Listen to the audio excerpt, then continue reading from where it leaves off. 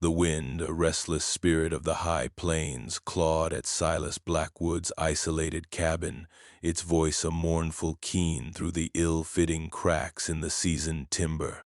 Inside, the air was thick with the scent of wood smoke, coffee, and the quiet desperation of a man long accustomed to solitude. Silas, his face a roadmap of sun-baked lines and unspoken grief, sat hunched by the hearth, the fire's glow casting dancing shadows that seemed to writhe with memories he fought daily to keep at bay. His hands, calloused and strong, turned a piece of leather over and over, a habit born of needing something, anything, to occupy them. It had been 5 years since Martha and little Eli were taken by the fever. 5 years of this hollow existence, the silence broken only by the wind, the distant howl of a coyote, or the creak of his own aging bones. He'd chosen this patch of unforgiving land deliberately, far from the burgeoning settlements, far from the pitying eyes and well-meaning but ultimately useless condolences. Here, his grief had room to breathe, vast and untamed as the landscape itself. A sudden, sharp crack outside snapped him from his reverie. Not the familiar complaint of timber settling, nor the scurry of some night creature. This was closer, more urgent. Silas's hand instinctively went to the rifle propped beside his chair. He rose, his movements economical, practiced. The years alone hadn't dulled his senses. If anything, they'd sharpened them to a razor's edge. He peered through a narrow slit in the shutters. The moon, a sliver of cold light in the inky sky, offered little illumination. But then he saw it, a small, dark shape huddled against the rough-hewn wall of his lean-to, where he kept his firewood. Too small for a wolf, too still for a deer. His heart, a sluggish muscle these days, gave an unaccustomed thump. He unlatched the door, the rifle held ready, and stepped out into the biting air. The wind whipped his thin hair across his brow. As he drew closer, the shape resolved itself into a child, a girl, no older than Eli would have been. Her dark hair was matted, her deerskin dress torn and stained. She was curled into herself, shivering violently, her face hidden. Comanche, he saw the telltale beadwork on a fragment of her moccasin. A wave of conflicting emotions washed over him.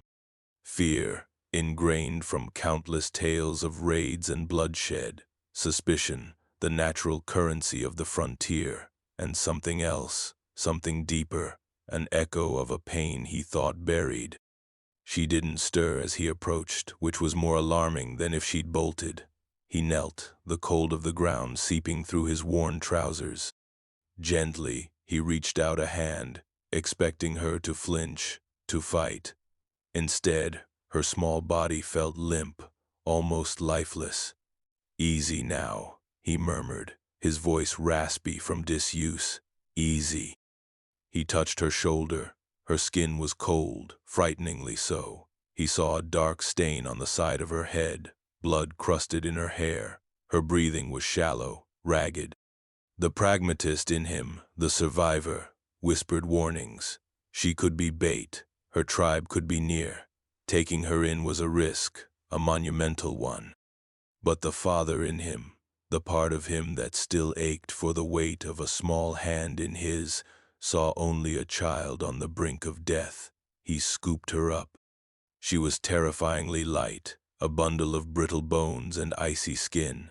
She let out a small, whimpering sound, a wounded animal's cry, but didn't resist.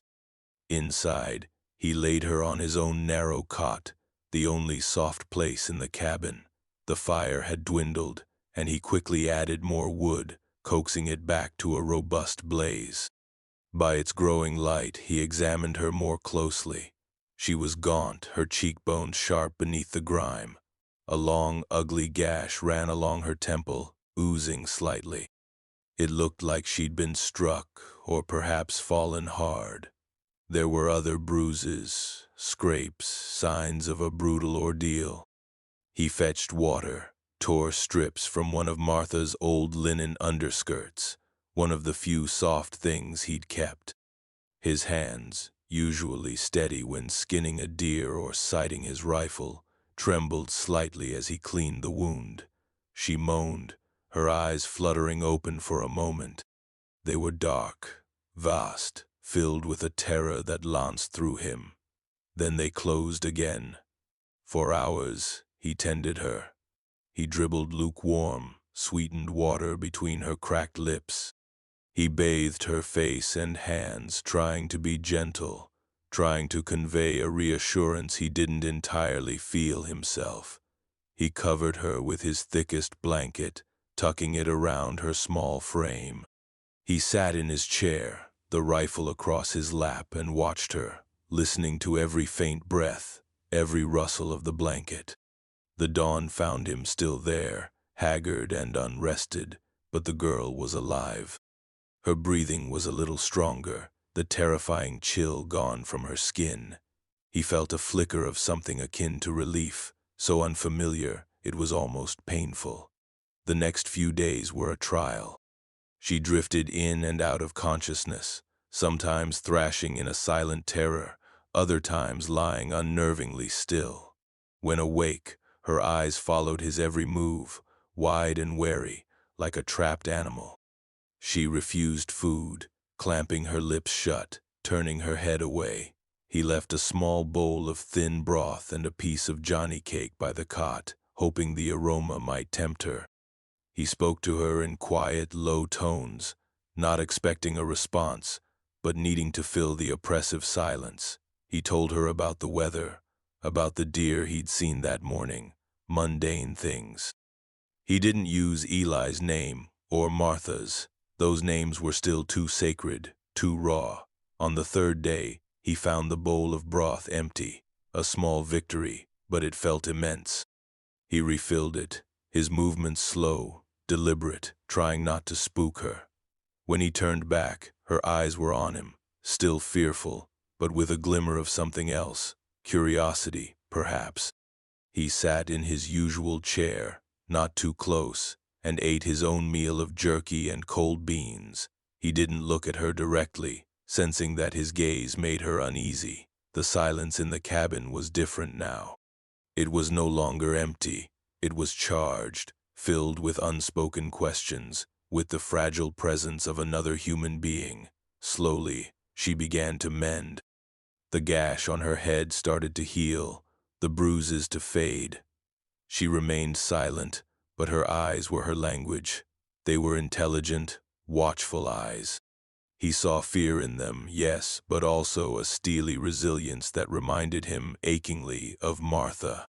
He tried a few words of Comanche he'd picked up over the years, mostly from wary traders or overheard scraps of conversation.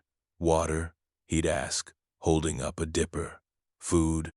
She would only stare.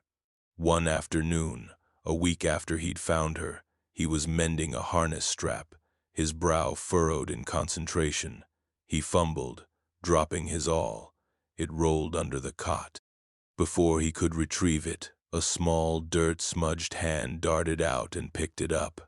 She held it out to him, her gaze fixed on the floor. He took it, their fingers brushing for a fleeting second. Her skin was still cool but not cold.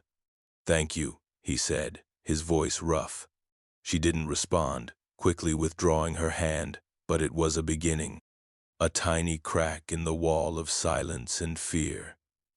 He started leaving small things near her cot, a smooth river stone he'd found, a bird's feather of striking blue, a curiously shaped piece of wood. He never saw her touch them, but sometimes, when he returned from checking his traps or chopping wood, he'd notice one had been moved slightly, examined. He needed a name for her, in his own mind at least. Calling her the girl felt impersonal, cold. He thought of Eli again, how he'd loved to watch the deer in the forest, their grace, their watchfulness. He decided to call her Taka, a word he'd heard that meant something like deer or fawn. It seemed to fit her quiet, observant nature. One evening, as the shadows lengthened, he was sketching in the dirt floor with a piece of charcoal, a habit from his own solitary boyhood. He drew a crude horse, then a buffalo. Tekka, who had been watching him from the cot, her dark eyes intent, slowly slid off the edge and crept closer. She sat on her heels a few feet away, her gaze fixed on his drawings. He drew a sun, then a moon. He pointed to the sun, then outside where the real sun was setting. He pointed to the moon, then to the drawing. She watched, her expression unreadable. Then, hesitantly, she reached out a small finger and pointed to his drawing of the horse. She looked at him, a question in her eyes. "Horse," he said, tapping the drawing. "Pony." She looked back at the drawing, then at him. Her lips moved as if testing a sound. Then, so softly he almost missed it, she whispered, "Puku." His heart leaped. It was a Comanche word. He knew that one. Horse. He smiled, a genuine smile that creased the corners of his eyes, a phenomenon so rare he barely recognized the sensation himself. "Yes," he said, "Puku." She pointed to the buffalo. "Kutsu," she said, her voice a little stronger. "Buffalo," he affirmed. A new routine settled upon them. He would draw, and she would name the objects in her tongue. He would repeat the Comanche words, and then say the English equivalent. It was a slow, painstaking process, but a bridge was being built, word by word, gesture by gesture, across the chasm of their different worlds. She began to move more freely about the small cabin, her initial terror slowly giving way to a cautious acceptance of her surroundings. She still flinched at sudden noises, and her eyes would often dart to the door or windows, a hunted look flickering within them. He wondered constantly what horrors she had witnessed, what had driven her alone into the wilderness. He never asked. He sensed the wounds were too fresh, the fear too deeply ingrained. One day, while he was outside splitting logs, he heard a small sound from within the cabin, not a cry of distress, but something else. He paused, axe mid-swing, listening. It was a hum, a faint, melodic sound. He set down the axe and moved quietly to the door, peering in. Tekka was sitting on the floor, cross-legged, mending a tear in her worn deerskin dress with a needle and thread he'd left on the table. And she was humming a low, sad little tune, a song without words. It was the first time he had heard her make a sound that wasn't a word or a cry of fear. The melody was simple, haunting, and it tugged at something deep inside him. He watched her for a long moment, her small hands surprisingly deft with the needle, her brow furrowed in concentration.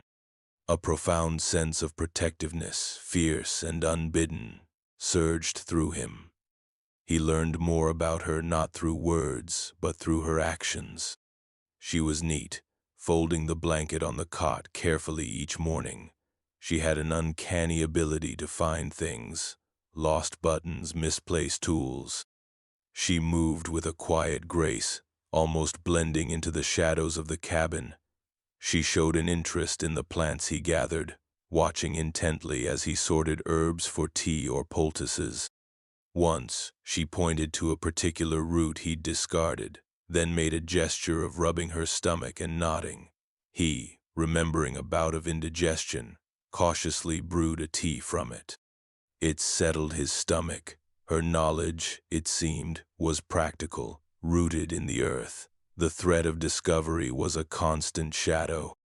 He knew his nearest neighbors, the Carsons, were a good half-day's ride away, but gossip traveled faster than a horse on the frontier. If word got out he was sheltering a Comanche girl, there would be trouble. Some would call for her removal, for her to be handed over to the fort. Others, less charitable, might have darker intentions. And there was always the fear of her own people. Were they searching for her? Would they see him as a captor, not a rescuer? One crisp autumn morning, the danger materialized not as a painted warrior or a suspicious neighbor, but as a trio of rough-looking trappers. Silas had seen their like before, hard men, their eyes cold, their trigger fingers itchy. He'd been checking a snare line not far from the cabin, Taka trailing silently behind him, watching when they emerged from the cottonwoods lining the creek. "Well now, what have we here?" The leader, a burly man with a greasy beard and a missing front tooth, drawled, his eyes fixing on Taka. She froze, shrinking behind Silas, her small hand instinctively gripping the back of his shirt. Silas straightened, his hand moving casually towards the hunting knife at his belt. "Just checking my lines," he said, his voice low and steady. "This is private land." "Private, is it?" the man sneered, his gaze lingering on Taka. "Didn't know hermits kept such company." His companions chuckled, their eyes predatory. "She's with me," Silas stated, his tone leaving no room for misinterpretation. He positioned himself more squarely in front of Taka, a silent shield. He could feel her trembling behind him. "A little savage pet," another trapper, gaunt and weasel-faced, chimed in. "There's a bounty on scalps, old man. Or maybe we could just take her off your hands. Keep her warm on cold nights." A cold rage, an emotion Silas hadn't felt with such intensity in years, coiled in his gut. It wasn't the hot, explosive anger of youth, but something far more dangerous, a glacial fury. He thought of Eli, of Martha, of the innocence that these men sought to defile. "You'll touch her over my dead body," Silas said, his voice flat, deadly. He drew his knife. The worn wooden handle felt like an extension of his own hand. The leader's eyes narrowed. "Brave words, old man. There's 3 of us." He unslung his rifle. His companions did likewise. Silas knew the odds were poor, but looking back at the terror in Taka's eyes, at her small, determined face pressed against his back, surrender wasn't an option. He'd lost one family to forces beyond his control. He wouldn't lose this child, this fragile link to humanity he'd found in the wilderness, to the casual cruelty of men. "Then it'll be a busy day for you," Silas said. Just as the leader began to raise his rifle, a blur of motion erupted from the tree line to their flank. 2 arrows thudded into the dirt near the leader's feet, followed by a third that struck the stock of his rifle, sending splinters flying and the weapon clattering to the ground. The trappers whirled, startled. Silas risked a glance. 4 Comanche warriors, mounted on wiry ponies, bows drawn, had emerged from the trees. Their faces were grim, their eyes fixed on the trappers. One of the warriors, clearly the leader, older, with lines of wisdom and sorrow etched on his face, uttered a sharp command in Comanche. Taka, from behind Silas, let out a small cry, a mixture of fear and something else. Recognition. She whispered a word, urgent, pleading. "Naka, father."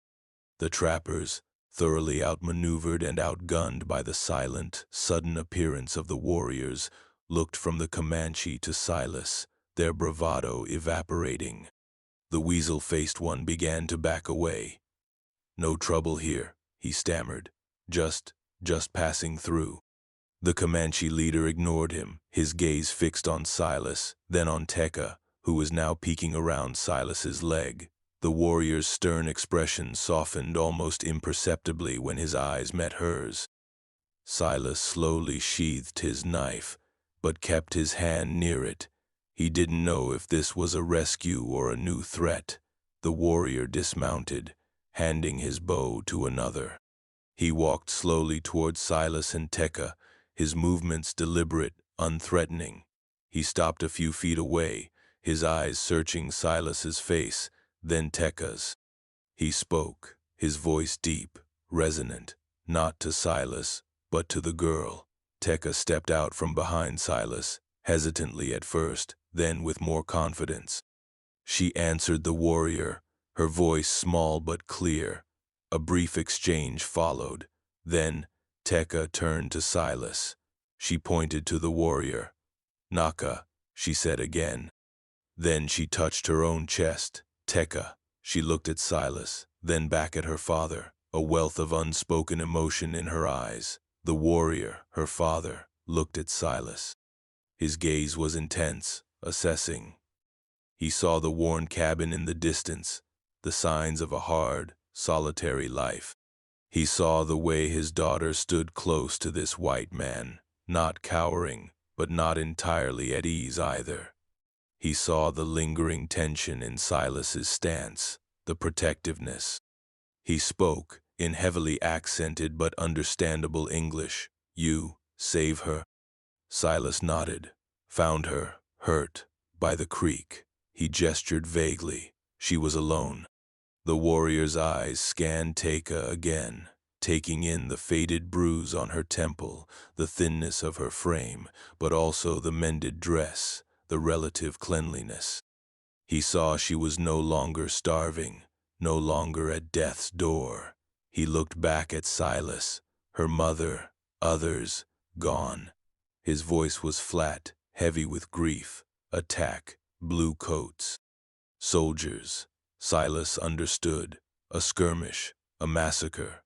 Tekka somehow had escaped. A long silence descended, broken only by the rustle of leaves in the wind and the snorting of the ponies. The trappers, seeing their opportunity, had slipped away into the woods. Finally, the warrior spoke again. "We search, many days." He looked at Silas, a complex emotion in his eyes. Gratitude, suspicion, sorrow. "You give food, shelter?" "I did," Silas said simply. "She was just a child, hurt." The warrior nodded slowly. He turned to Tekka and spoke to her gently in Comanche. She listened, then looked at Silas, her small face solemn. She reached out and touched his arm, a fleeting, light touch. Then she went to her father, who put a hand on her shoulder. The warrior looked at Silas one last time. "You are not like others." He paused. "We thank you." He made a gesture, a hand to his heart, then extended towards Silas, a sign of respect, of peace.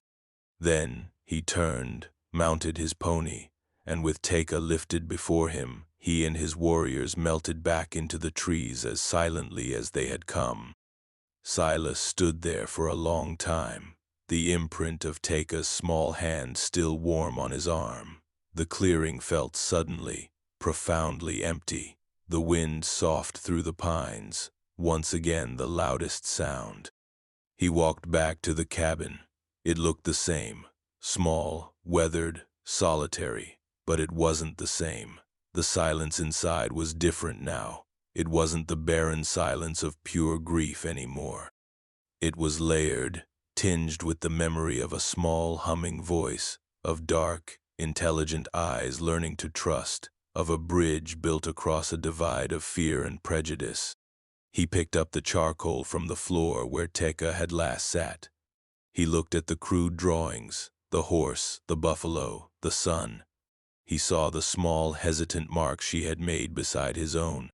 The winter ahead would be hard, like all the others. The loneliness would still be a frequent companion, but something had shifted within Silas Blackwood. The ice around his heart, so carefully constructed over 5 bitter years, had cracked. He had protected, he had cared, he had connected, he had been given a reason to do so, however briefly. He looked out the window, towards the trees where they had disappeared. He didn't know if he would ever see Tekka again. Probably not. Their worlds were too different, the currents of their lives pulling them in opposite directions. But as he banked the fire for the night, a quiet sense of peace settled over him, a peace he hadn't known since before Martha and Eli. He had faced loss, and then, unexpectedly, he had been given a chance to give shelter, to offer kindness. And in doing so, he realized he had sheltered a small, flickering ember of hope within himself. The frontier was still a harsh, unforgiving place, but it was also a place where, sometimes, against all odds, resilience could bloom, and the most unexpected bonds could take root, even if only for a season. He had faced the worst of the frontier, and in a Comanche girl named Taka, he had also found a glimpse of its capacity for unlooked-for grace. He was still alone, but he was no longer entirely empty. And for Silas Blackwood, that was a new beginning. Script external CTA, if applicable. If this story of resilience and unexpected connection moved you, please consider liking this video, subscribing for more narratives from the frontier, and sharing your thoughts in the comments below. Remember, courage and kindness can bridge even the widest divides.